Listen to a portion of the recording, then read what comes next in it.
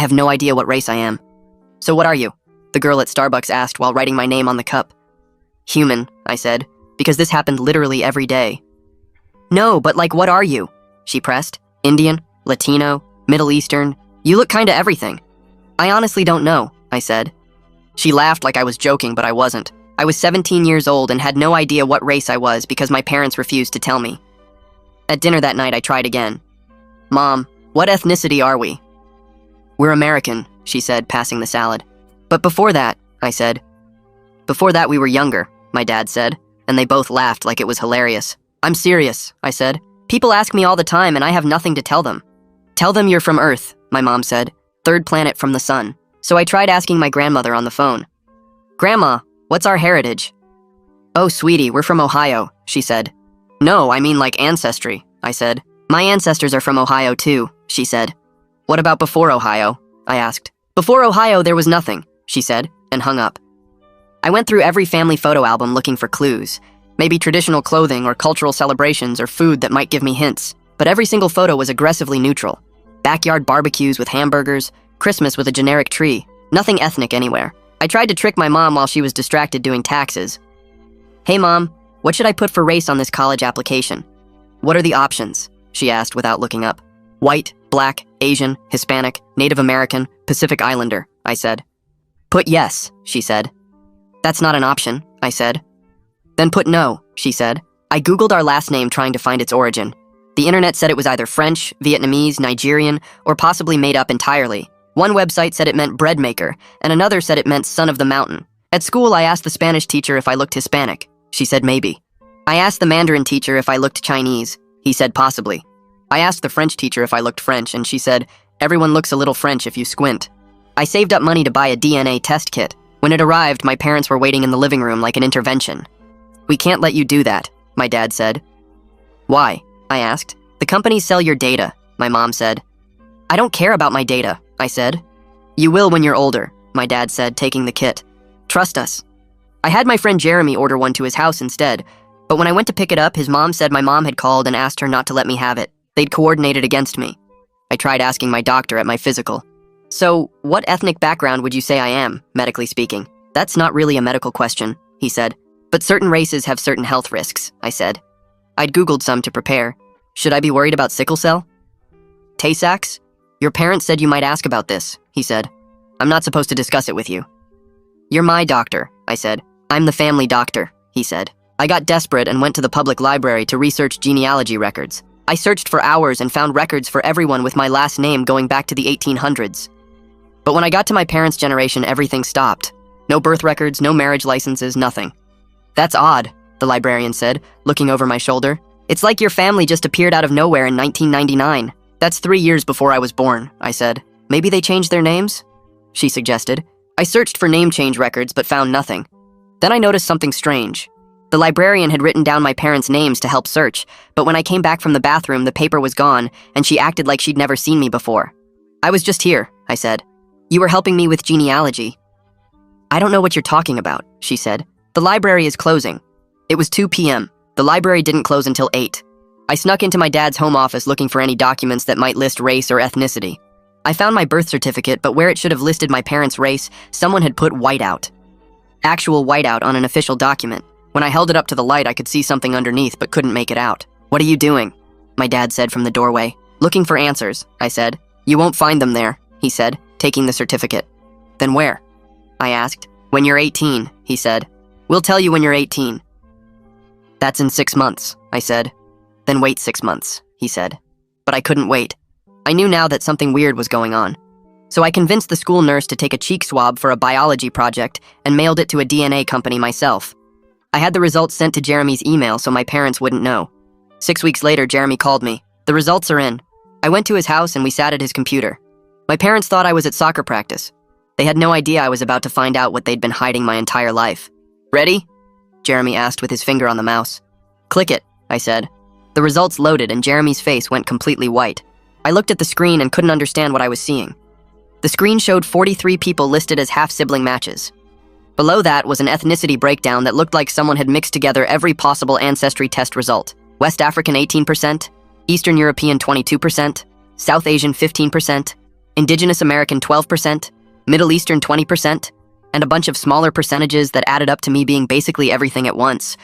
My hands started shaking so bad I had to put the laptop down on Jeremy's desk before I dropped it. This explained why nobody could ever figure out what I looked like, but now I had about 1,000 new questions and 0 answers. Jeremy leaned over my shoulder and made a low whistling sound when he saw the list of matches. He pointed at the number 43 with his finger and said that couldn't be normal, that people don't usually have that many half-siblings. I grabbed my phone and started taking screenshots of everything before the page could disappear, or my parents could somehow find out and make it vanish like they did with everything else. I saved the ethnicity breakdown, the list of matches, the donor number that was apparently mine, all of it. Jeremy watched me screenshot for a solid 5 minutes without saying anything. I spent the rest of the afternoon on Jeremy's bed scrolling through the profiles of my half-siblings on his laptop. Most of them were between 15 and 25 years old, and they were scattered across 12 different states: California, Texas, Michigan, Florida, New York, Ohio, Pennsylvania, Georgia, Illinois, Washington, Colorado, Arizona. Some had posted in a message board asking if anyone else had the same donor number, which I now knew was mine too. Donor 4,472. That was apparently what I was called before I became a person with a name. Several people had written things like, "Anyone else match with 4472?" and "Looking for 4,472 siblings," and 4,472 group chat link here. I clicked through to the group chat, but you needed an account to see it, so I made one using a fake email. That night at dinner, I could barely eat because I kept thinking about the results hidden in Jeremy's email account. My mom passed me the chicken and asked if I was feeling okay. I said I was fine, just stressed about college applications. Dad asked if I needed help with my essay, and I shook my head. Mom reached across the table and squeezed my hand, which she does when she thinks I'm upset about something. I had to resist the urge to pull away because all I could think about was how she'd been lying to me for 17 years. I went to bed early and told them I had a headache. I lay awake until 2 in the morning reading through the message boards where my half-siblings had been connecting for years. They shared photos in some of the threads, and I could see pieces of myself scattered across different faces. Someone in California had my nose exactly. Someone in Texas had my eye shape and the same way their eyebrows curved. Someone in Michigan had my chin and jawline. It was like looking at a puzzle of myself broken up and spread across the country in strangers' faces. Some of them looked more like one ethnicity than others, but we all had these similar features that showed up in different combinations. The next morning, Jeremy pulled me aside before first period started and told me something weird. He said his mom had worked at a fertility clinic about 15 years ago, before he was born. She was just a volunteer helping out in the office, but she'd mentioned it once when they were talking about medical stuff. The coincidence felt too big to ignore. I asked which clinic, but he didn't remember the name. He said he could try to find out if I wanted. That afternoon during study hall, I logged into the DNA website and messaged one of the half-siblings through their platform. I picked someone named Raj who seemed really active in the forums and had answered a lot of other people's questions. I kept my message simple and just said I'd just gotten my results and saw we were a match, then asked if he'd known about all this before testing. I hit send before I could overthink it, and then spent the rest of study hall refreshing my email waiting for a response that didn't come. My parents must have sensed something was going on, because they were extra attentive at dinner that night. Dad asked detailed questions about my day and what classes I had and how soccer practice went. Mom asked about my college essay and whether I'd finished my applications yet. Then Dad mentioned again that they'd tell me everything when I turned 18 in March, just a few more months, and they promised it would make sense then. I nodded and said okay, even though I already knew way more than they thought I did. I met with Becca Whitehead the next week to work on my college applications. She's my guidance counselor, and she'd been bugging me to finish the Common App for weeks. We sat in her office going through each section, and when we got to the demographic part, she asked how I wanted to identify racially. I stared at the checkboxes on her computer screen. White, Black, Asian, Hispanic, Native American, Pacific Islander. My throat got tight and I couldn't make myself pick one. Becca noticed I'd gone quiet and asked if I was okay. I told her I honestly didn't know what to check because my parents wouldn't tell me our background. She got this careful look on her face, the kind adults get when they think something might be wrong at home. She asked if this was causing me distress, and I almost laughed because distress didn't even begin to cover 17 years of having no answer to the most basic question about myself. I left Becca's office and headed to my locker to grab my stuff before soccer practice. Jeremy was waiting by the water fountain near the gym like he always did on Tuesdays. I walked over and asked if I could talk to him about something important. He said sure, and we moved to the empty stairwell by the science labs. I brought up his mom working at that fertility clinic and asked if he could maybe find out which one it was, or if she remembered anything about donors or records. Jeremy's face changed immediately. He took a step back and shook his head. He said his mom had been getting weird phone calls from my mom for the past week, and she was really uncomfortable about the whole thing. I felt my chest get tight, I asked what kind of calls, and he said my mom kept asking his mom not to talk to me about the clinic or help me with anything related to it. I couldn't believe they were coordinating behind my back again. I told Jeremy I just needed information, and his mom might be the only person who could help me. He said he didn't want to be in the middle of this anymore, and it was making things weird between our families. I snapped that he was already in the middle by letting me use his email for the DNA test. He said that was different, and he was starting to regret it. We stood there staring at each other, and I could feel everything getting tense and wrong between us. He walked away first, and I didn't try to stop him. We didn't talk at all the next day at the school. We didn't talk the day after that either. 3 days after I sent that message to Raj, I got a notification on my phone during math class. I waited until lunch to check it in the bathroom where nobody could see my screen. Raj had written back. He said yeah, he'd found out about everything 2 years ago when he turned 18 and got access to his records. He said our donor was used a lot, way more than normal. He said there was a private group of half-siblings if I wanted to join where they shared medical information and tried to figure out who else was out there. He included a link to a private forum. I clicked it right away and it asked me to create a username. I made up a fake name because I wasn't ready for everyone to know who I was yet. The forum loaded and I saw dozens of posts going back years. I scrolled through thread after thread during the rest of lunch, sitting on the floor in the bathroom stall with my phone. The first thing I noticed was a pinned post at the top that said there were actually 62 confirmed half-siblings in the group. That was way more than the 43 who showed up on my DNA match list. Some people had never tested, or they'd used different companies that didn't share data. Everyone called our donor by a number instead of a name. Donor 4472. There were threads about trying to find him, and threads about medical history, and threads just for people to introduce themselves and share photos. I found the health concerns thread and started reading. My hands were shaking so much I almost dropped my phone. Multiple people reported having heart problems. One person wrote about arrhythmia that started when they were 19. Another person described something called cardiomyopathy that required surgery when they were 23. I had to Google what that word meant, and when I read that it was a disease of the heart muscle, I felt sick. Several other people mentioned autoimmune disorders, and there was a whole discussion in the comments about whether these were just coincidences or if they were inherited risks we all needed to know about. Someone pointed out that nobody had been able to contact the donor directly to ask about his medical history because the clinic had closed years ago and all the records were sealed. Another person said they'd tried to get information through a lawyer but hit a dead end. I kept reading until the bell rang for 5th period, and I was late to class. I called my family doctor's office that afternoon from my car in the school parking lot. The receptionist answered, and I asked to make an appointment for a heart screening. She asked why I needed one, and I said I was worried about heart disease running in my family. She put me on hold for a minute, and when she came back, she said I would need a parent to authorize any new tests since I was still a minor. I asked if I could just come in and talk to the doctor about it, and she said no. All new appointments for minors required parental consent. I hung up without saying goodbye. I sat in my car feeling trapped by my age and my parents' secrecy and a medical system that wouldn't let me access information about my own body. I had real health concerns based on what my half-siblings were reporting, but I couldn't do anything about it without my parents' permission. That night at dinner, I brought it up as casually as I could. I said some guys on the soccer team had to get heart screenings, and I thought it would be a good idea for me to get one too. Mom and Dad both looked up from their plates at the same time. They did that thing where they made eye contact with each other and had an entire conversation without words. Dad asked why I was suddenly worried about my heart. I shrugged and said I just wanted to be careful and make sure everything was okay. Mom asked if something happened at practice or if I was having symptoms. I said no, I just thought it was smart to get checked. Dad said those tests were expensive and probably unnecessary for someone my age with no symptoms. I pushed back and said it would give me peace of mind. Mom said they would think about it, but I could tell from her voice that thinking about it meant no. The next day, I spent my lunch period in the library instead of the cafeteria. I went to the computer section in the back and searched for information about birth certificates and vital records. I learned that amended birth certificates were common in adoption cases where the adoptive parents' names replaced the birth parents' names on the official document. I learned that original birth certificates could be sealed by court order and that accessing them usually required a lawyer and a really good reason. Then I searched for my parents' names in the county birth records database just to see what would come up. I typed in my mom's name first and got nothing before 1999. I tried my dad's name and got the same result. No birth records, no marriage license, nothing. It was like they didn't exist before 3 years before I was born. I wrote down the website addresses and some notes about sealed records on a piece of paper and folded it into my pocket. I went back to the library the next day during lunch to do more research. The same librarian was working at the front desk, but when I walked up and asked for help finding more genealogy records, she looked at me like she'd never seen me before. She said she didn't remember helping me yesterday. I reminded her about the search we did for my parents' names and how we found that gap in the records. She got this confused look on her face and said she must be thinking of someone else. I pulled out my notes from yesterday and showed her the website addresses she'd helped me find. She looked at the paper and then back at me, and her face got red. She said the genealogy section was reorganized and I needed to leave.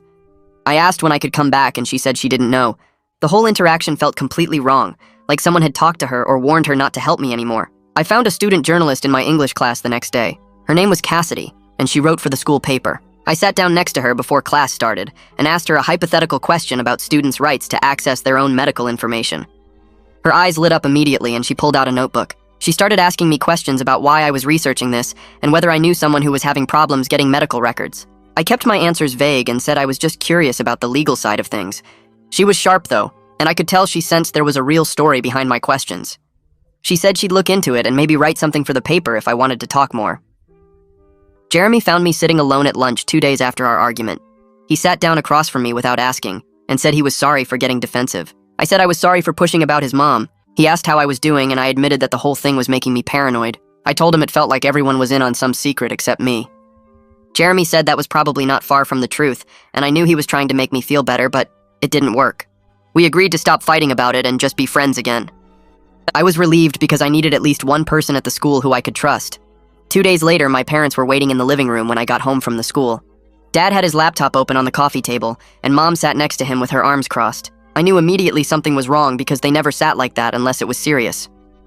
Dad turned the screen toward me, and I saw the browser history from the family computer pulled up with all my searches highlighted in yellow. Birth certificates, sealed records, name changes, fertility clinics. I'd been so careful to use Jeremy's computer for the DNA stuff, but I'd gotten sloppy with the other research. Mom's face looked red like she'd been crying, and Dad kept clenching his jaw the way he did when he was trying not to yell.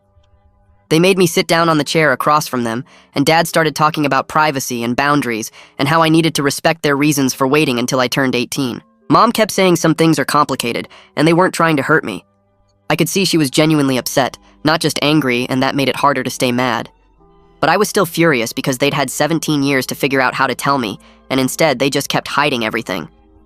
The talk went in circles for almost an hour with them saying wait and me saying I couldn't wait and nobody getting anywhere. Finally, Dad said if I kept pushing, they'd have to take away my computer privileges entirely, and Mom nodded, even though she looked miserable about it. That night, I got a notification on my phone from the DNA platform. Someone named Raj wanted to video chat. I waited until my parents went to bed, then set up my laptop in my room with the door locked.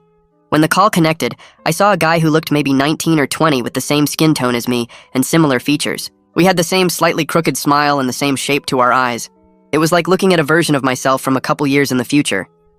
He waved at the camera and said, "Welcome to the sibling club. It's weird at first, but you get used to it. Well, sort of." His voice was casual, but I could tell he remembered what it felt like to be new to all this. We talked for a few minutes about where we lived and how we found out, and he told me there was a whole group of us trying to figure things out together. Then Raj said his sister wanted to say hi, and another face appeared on the screen. Sita looked younger than Raj, maybe 17 like me, and she had darker hair but similar features. She explained they lived in Minnesota and found out about each other through the same DNA test 2 years ago. She pulled up a document on her screen and showed me how the group had been trying to track down information about the clinic and the donor, but kept hitting dead ends. The clinic shut down 8 years ago after some kind of legal trouble, and all the records got sealed or destroyed. She said they had a private forum where everyone shared what they knew and tried to piece things together. There were medical histories and family trees and timelines of when people were conceived. It was way more organized than I expected. Sita said some people had managed to get partial information through lawyers, but most of the parents had signed agreements that kept everything locked down. Then Sita told me about Amaya, one of our half-siblings who had to get emergency heart surgery last year at age 24. She pulled up a photo of a girl who looked healthy and normal, smiling at a beach somewhere.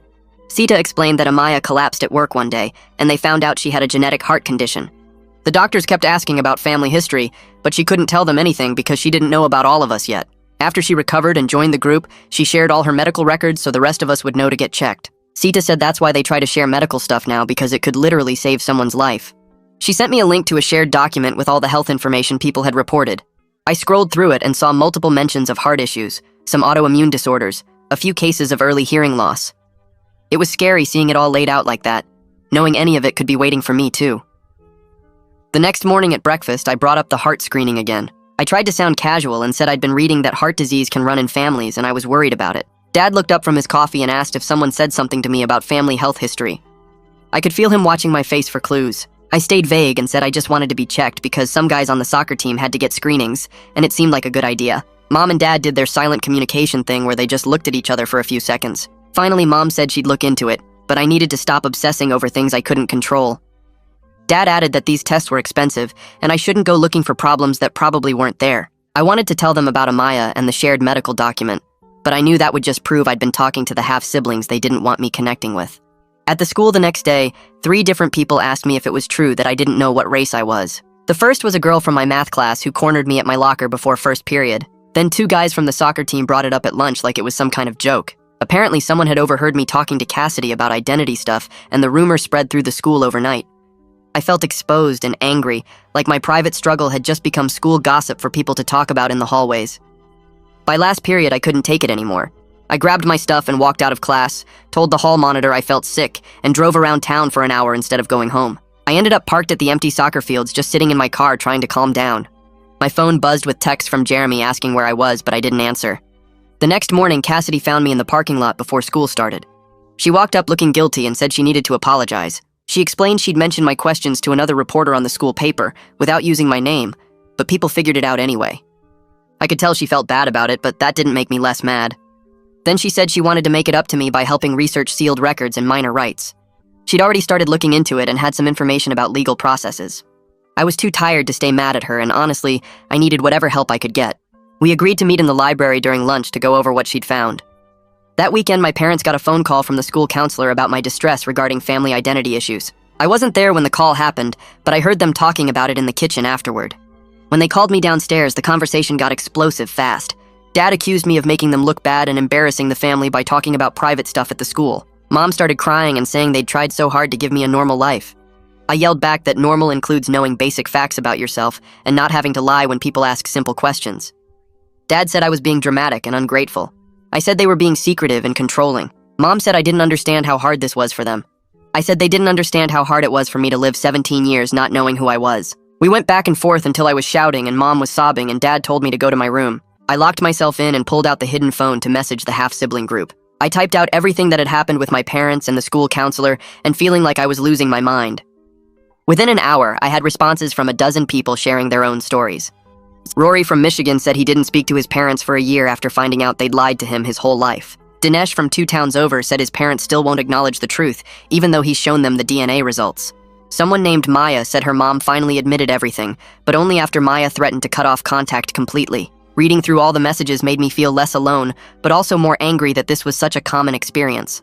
All these parents making the same choice to hide the truth, and all these kids dealing with the same confusion and anger. On Monday, Cassidy found me after school and said she'd connected with someone who might be able to help. A legal aid attorney named Heather Marshall, who sometimes helped students with family law questions. Cassidy had already reached out, and Heather agreed to meet with me. We set it up for Wednesday afternoon at a coffee shop downtown. I told my parents I had a study group and drove there after school. Heather was already sitting at a corner table with a notepad and a coffee when I arrived. She looked maybe 35 with glasses and a kind face. I sat down and started explaining everything from the beginning. The DNA test, the 43 half-siblings, my parents' refusal to provide information, the sealed records, the browser history confrontation, all of it. She listened carefully and took notes without interrupting. When I finished, she asked a few questions about the timeline and whether I had copies of any documents. I showed her screenshots on my phone of the DNA results and some of the half-sibling forum posts. She studied them for a minute, then looked up and said we needed to talk about what my options actually were as a minor. Heather pulled out a folder with papers and started going through what I could and couldn't do legally. She explained that minors have almost no rights when it comes to sealed records or medical decisions without parents saying yes. The system protects kids, but sometimes that protection becomes a wall, she said. I could try to ask a court for my original birth certificate, but I'd need a lawyer and my parents would find out right away. The whole process could take months or even years and might not work. She wrote down some names of lawyers who handle this stuff, but warned me they cost money I probably didn't have. I left the coffee shop feeling more trapped than before. That night, I Googled the county records office and found a supervisor named Ken Roman who dealt with birth certificates and sealed records.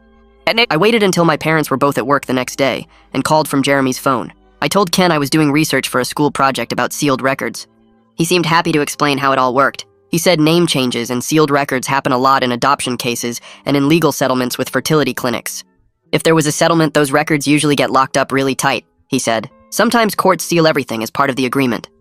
I thanked him and hung up, then sat in my car in the school parking lot just staring at the steering wheel. Everything clicked into place in my head. I was almost definitely donor conceived from a clinic that had problems. My parents changed their names and sealed all the records as part of some legal deal. They'd been hiding this my whole life. Everyone knew. Grandma knew. My doctor knew. Even Jeremy's mom knew. They'd all been helping my parents keep this secret from me for 17 years.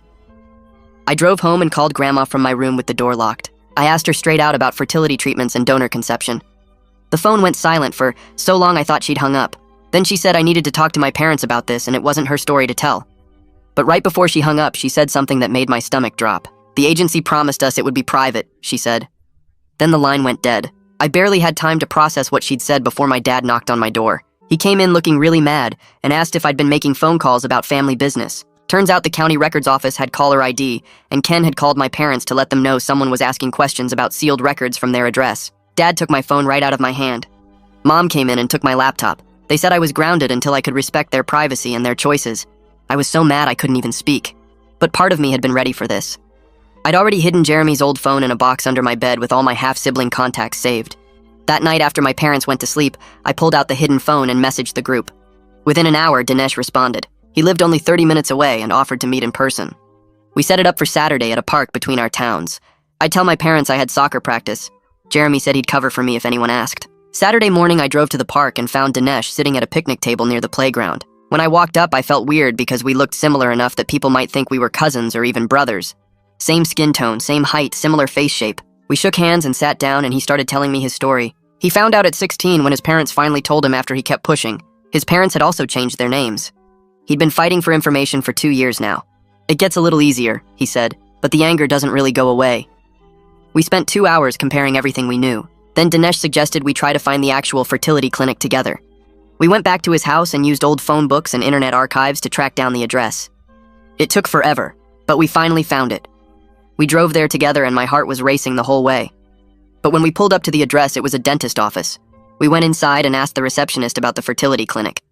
She got the property manager on the phone for us. He said the clinic closed in 2015 after some legal problems. All the records got sealed or destroyed. Another dead end. I drove home feeling defeated. Then on Monday, Cassidy found me before first period. She'd written an article for the school paper about students' rights to their own medical information and family history. She didn't use my name, but she included quotes from our interview about donor conception and sealed records. The article went up on the school website that morning. By lunch, my parents had seen it. They called me out of class to come home. The drive back was silent and awful. At home, they asked if I'd talk to a reporter about our private family matters. I said yes because I needed help and they weren't giving me any. Mom started crying. Dad said I'd embarrassed them and broken their trust. I said they'd lied to me for 17 years, so maybe we were even. Nobody won that fight. The next day at the school, my soccer coach pulled me aside and said I was benched for creating problems. He didn't say it was because of the article, but I knew. In the hallways, some teachers gave me these sad, sympathetic looks that made me want to disappear. But then something unexpected happened. 3 different students came up to me between classes. One girl said she was adopted and never knew other people dealt with the same kind of secrecy. A guy from my English class said he was donor conceived too, and his parents also wouldn't tell him anything. Another kid said their family had sealed records from a custody case, and they understood how it felt to have your own history kept from you. By the end of the day, I felt totally exposed, like everyone at the school knew my business. But I also felt less alone than I had in months. Maybe going public wasn't the worst thing after all. 2 days later, I got a private message through the half-sibling forum from an account I didn't recognize. The username was just a string of numbers and the profile was blank. The message said she was a nurse at the clinic and saw the article. She could tell me some things off the record but couldn't be named because she signed an NDA. At the bottom was a phone number with no area code prefix. I stared at my phone for 10 minutes before I saved the number and texted back asking when we could meet. She replied within seconds with an address for a diner in the next town over and a time for that Saturday. I told my parents I needed to study at the library for a big test. Mom offered to drive me, but I said Jeremy was picking me up. The lie came out so smooth it scared me a little. Saturday morning, I drove 40 minutes to the diner and parked in the back lot where my car wouldn't be visible from the road.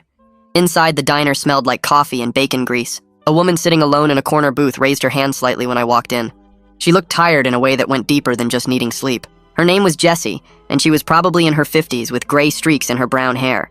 I slid into the booth across from her, and she pushed a menu toward me even though neither of us ordered anything except coffee.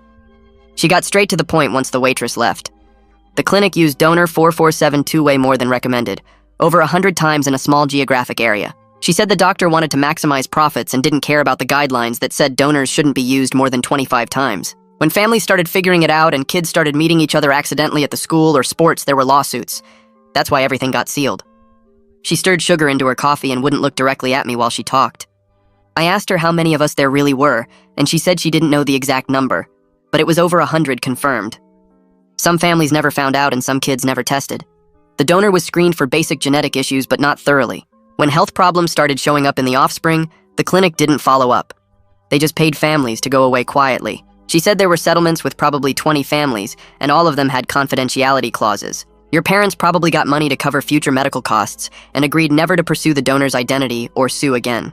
I asked if she knew the donor's name and she shook her head. The clinic used numbers only, and she was just a nurse who handled paperwork and scheduling. She never met any of the donors face to face. Before she left, she said she was sorry for what happened to all of us kids. Then she put $20 on the table for the coffee we didn't drink and walked out. I sat there for another 15 minutes trying to process everything.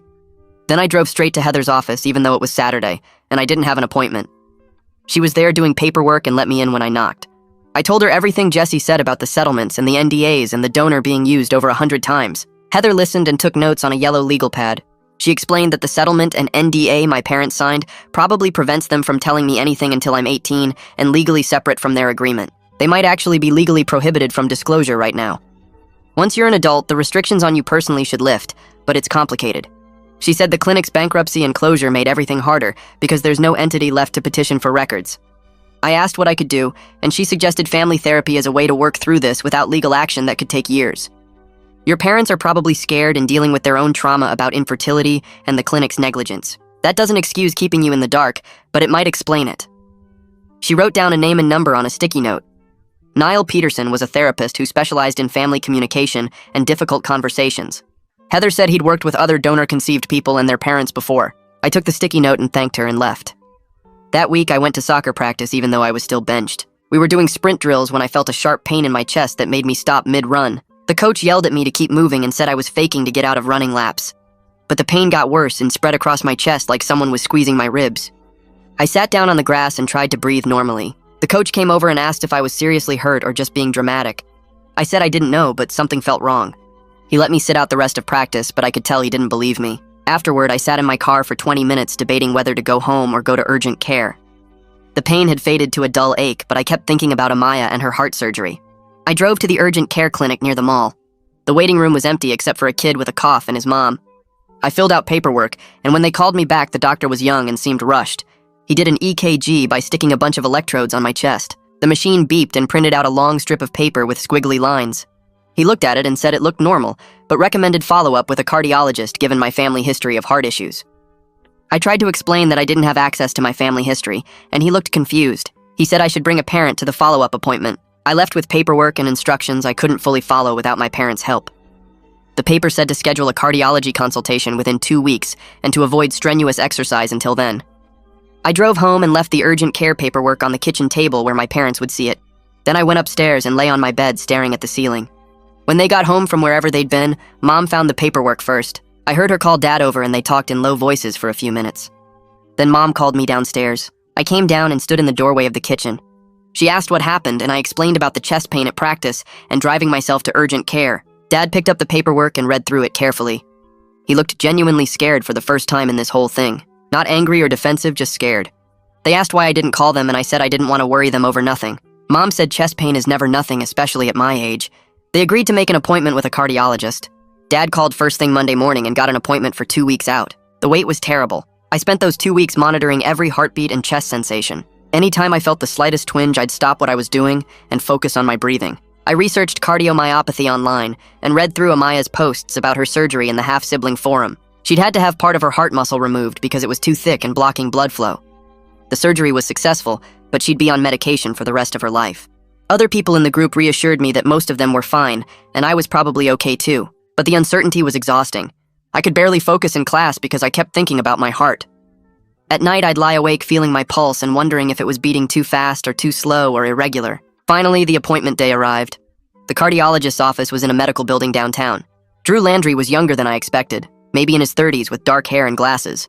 He actually listened when I explained the situation about being donor-conceived and having half-siblings with heart problems. He didn't seem judgmental or confused like the urgent care doctor. He did an echocardiogram, which was basically an ultrasound of my heart. I lay on an exam table while he moved a wand around on my chest and looked at a screen showing my heart beating in real time. It was weird seeing the inside of my own body like that. Then he had me do a stress test on a treadmill with electrodes stuck all over my chest. The treadmill started slow and got faster and steeper every few minutes until I was running hard and breathing heavy. When it was over, he printed out more strips of paper and studied them for a long time. Everything came back normal. My heart structure looked good, and there were no signs of the thickening that Amaya had. But he said, given the family history I described, I should be monitored annually. Heart conditions can develop over time, especially in your 20s. You did the right thing getting checked. He scheduled a follow-up for 1 year out and said to come back sooner if I had any more chest pain or unusual symptoms. I left his office feeling relieved, but also aware that this was something I'd have to deal with for the rest of my life. Annual checkups and constant awareness of my heart because of a donor I'd never met and a clinic that used him too many times. I drove home from the cardiology appointment with my hands tight on the steering wheel. The clean bill of health should have made me feel better, but instead I just felt more determined. I had information now. I had proof of health risks. I had leverage. My parents were home when I pulled into the driveway, and I walked straight into the living room where they were watching TV. I stood in front of the screen until Dad hit pause on the remote. I need to talk to you both right now. They looked at each other with that same worried expression they always had when I brought this up. I stayed standing because sitting felt like giving up ground. I know about the donor conception. I know about the clinic and the settlements. I know I have at least 60 half-siblings. My voice shook, but I kept going. I'm not asking you to break any legal agreements, but I need you to stop pretending this isn't real. Mom's face crumpled and she started crying immediately. Dad put his arm around her shoulders and they sat there for a long moment. Then Dad took a deep breath and started talking. We struggled with infertility for years. We tried everything. The treatments were expensive and painful and nothing worked. When we found the clinic, it felt like a miracle. They said the donor was thoroughly screened and local and available. We just wanted a baby. We didn't think about what it would mean for you later. Mom wiped her eyes and nodded. The clinic made it seem so simple and safe. They said lots of families used donors and the kids turned out fine. We thought we were doing the right thing. Dad stood up and left the room. He came back a few minutes later with a folder full of papers. These are from the settlement. Most of it is redacted, but you can see enough. He spread the documents on the coffee table, and I sat down to look at them. Pages and pages with thick black bars covering names and details. But I could see dollar amounts. $35,000. I could see phrases like sealed records and name change requirement and confidentiality clause. The clinic paid us after everything came out about the donor being used too much. They made us change our last name and seal all the records related to your conception. Dad's voice was quiet. We thought we were protecting you from harassment, protecting ourselves from judgment. We didn't know how to tell you later without it seeming like we'd been lying your whole life, which we had been. I looked at the documents and felt something shift inside me. Not forgiveness exactly, but understanding maybe. I need access to my medical information. I need the right to know my half-siblings. I'm not trying to replace you or say you're not my real parents, but these people share my DNA and my health risks. I need to be able to make informed decisions about my own body. Mom reached across the table and put her hand over mine. We'll work with you on this. I promise. We should have done this sooner. I took another breath. I want you to meet one of them. One of my half-siblings. With me. So you can see they're real people and not some threat. My parents looked at each other again. Dad nodded slowly. Okay, we can do that. It took another week to arrange everything. I messaged Dinesh and asked if he and his mom would meet my parents for coffee. He said yes immediately. His mom was nervous but willing. I spent the whole week worried my parents would back out. They kept asking questions about Dinesh and his family. What's he like? How old is he? Does he look like you? I answered everything honestly. The morning of the meeting, I could barely eat breakfast. We drove to a coffee shop in a town between ours and Dinesh's. Neutral territory. My parents were quiet in the car. When we walked in, Dinesh and his mom were already sitting at a corner table. Dinesh stood up when he saw us, and I could see my mom's face change. The resemblance was obvious even from across the room. We sat down and nobody knew what to say at first. Then Dinesh's mom pulled out her phone and started showing pictures of Dinesh when he was little. My mom leaned forward to look and I saw tears in her eyes. You looked exactly like that. Exactly. The same smile. Dinesh's mom nodded. When we first saw the DNA results, I thought there was a mistake. But then I found the old clinic paperwork and it all made sense. The two moms started talking about the clinic and the secrecy and the fear of judgment. Dinesh and I sat quietly and let them work through it. By the end of the hour, my parents seemed less defensive, less scared. Dad shook Dinesh's hand before we left and said thank you for meeting us. On Monday, Cassidy found me at my locker before first period. She looked nervous. I wanted to apologize again for how the article affected you. I told her it actually helped. It led to someone from the clinic contacting me with information. It pushed my parents toward honesty. She relaxed a little. If I write any follow-up pieces about donor conception rights, I'll run them by you first. You can choose whether to be involved. That afternoon, I had an appointment with Becca Whitehead to finish my college applications. We sat in her office with all the forms spread out between us. When we got to the race question, she looked at me carefully. What do you want to do with this? I thought about all the boxes. White, Black, Asian, Hispanic, Native American, Pacific Islander. I don't identify with any single category. Can I just check prefer not to say? She nodded. That's a valid choice. Then she helped me brainstorm essay topics. What about writing about navigating uncertainty? About advocating for yourself when you don't have all the answers? I started writing that night, and the essay came together faster than anything I'd written before. It was about learning that some questions don't have simple answers, and that's okay. About how identity is more than checkboxes. About how sometimes the search for answers teaches you more than the answers themselves. When I brought the draft to Becca the next week, she read it twice. This is the most authentic essay I've read all year. It's you. The next day, I found Jeremy in the cafeteria. I need to apologize for putting you in an awkward position with your mom. For dragging you into this whole mess. He shook his head. I understand why you were desperate. I'm glad things are getting better with your parents. You're still the same person you always were. You just know more about where you came from now. It was simple, but it helped. That night, I got a message from Jesse with a list of attorneys who specialize in unsealing donor conception records. You have rights as an adult that you don't have now. Don't give up on getting the full story. I saved the list and started researching what the process might look like after my birthday. 2 days later, Jesse sent me a message through the half-sibling forum with an attachment. The file contained a list of 5 attorneys who specialized in unsealing donor conception records, along with brief notes about their success rates and fee structures. Her message said I should contact them after I turned 18, because I would have rights as an adult that I didn't have now. She added not to give up on getting the full story. I saved the list to a folder on my laptop and spent the evening researching each attorney and reading about the legal process for petitioning courts to unseal sealed records. Most articles said it could take 6 months to a year, and success wasn't guaranteed.